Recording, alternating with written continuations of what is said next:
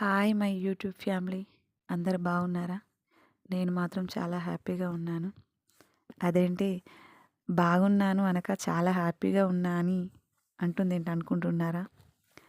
ఏం లేదండి, నిన్న నేను పెట్టిన వీడియోస్కి సబ్స్క్రైబర్స్ పెరిగారు. దీనికే హ్యాపీగా ఉంది అనుకున్నారు కాదు, కొంచెం హోప్ వచ్చింది నాకు వీడియోలు తీయాలని. అందుకే నా ఛానల్ సబ్స్క్రైబ్ చేసుకున్న ప్రతి ఒక్కరికి థ్యాంక్స్. ఇక ఈరోజు వీడియో ఏంటో మీకు అర్థమై ఉంటుంది. ఏం లేదండి, ఈ కర్రీ అంటే చాలా ఇష్టం. ఎందుకంటే ఇది ఓన్లీ కందికాయల సీజన్లోనే దొరుకుతుంది. అంటే దీనికి కారణం ఇంకొకటి కూడా ఉంది. ఏంటిదంటే ఈ కర్రీ వండుకోక దగ్గర దగ్గర 2 సంవత్సరాలు అవుతుంది. అంతకుముందు నేను చేనులకు పనికి పోయినప్పుడు తెచ్చేదాన్ని. ఇక ఇప్పుడు ఇన్ని రోజులకు మా ఆయన తెచ్చిండు.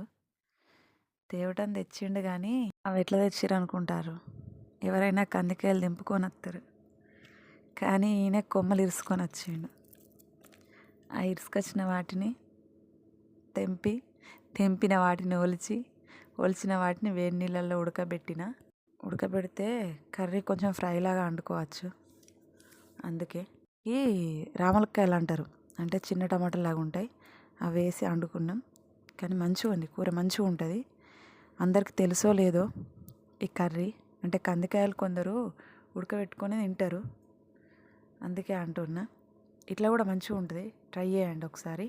ఒకటి యూట్యూబ్ పుణ్యమా అని, అంటే నాకు కర్రీస్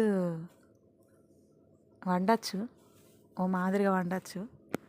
కాకపోతే నేను వీడియో స్టార్ట్ చేసినాక 2 కర్రీస్ వండిన. అదొకటి వంకాయ టమాటా, ఈ కర్రీ ఒకటి. కానీ 2 బాగా వచ్చినాయి, మంచిగా ఉన్నాయి. అంటే పూర్తిగా వండరాని కానీ కాదు, కానీ ఏదో ఒకటి ఎక్కువనో తక్కువనో అవుతుంది. కానీ ఈ 2 కర్రీస్ పర్ఫెక్ట్గా అనిపించింది. మేము కొంచెం స్పైసీగా తింటాం, ఉప్పు కానీ కారం కానీ కొంచెం ఎక్కువ తింటాం. కర్రీ గురించి చెప్పకుండా వేరే ఏదో మాట్లాడుతుంది అనుకోకుర్రి.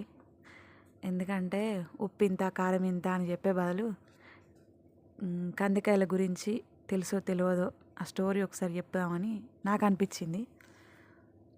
మీకు ఈ వీడియోస్ కొంచెం నచ్చకపోయినా లేకుంటే అర్థం కాకపోయినా ప్లీజ్ ఏమనుకోకండి.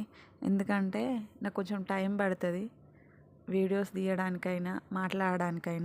ఈ వీడియోని లాస్ట్ వరకు చూస్తారనుకుంటున్నా. చూసే ప్రతి ఒక్కరికి థ్యాంక్స్. ఇంకా మా కన్నయ్య తరపున బాయ్. ప్లీజ్ సబ్స్క్రైబ్ చేసుకొని లైక్ చేయండి.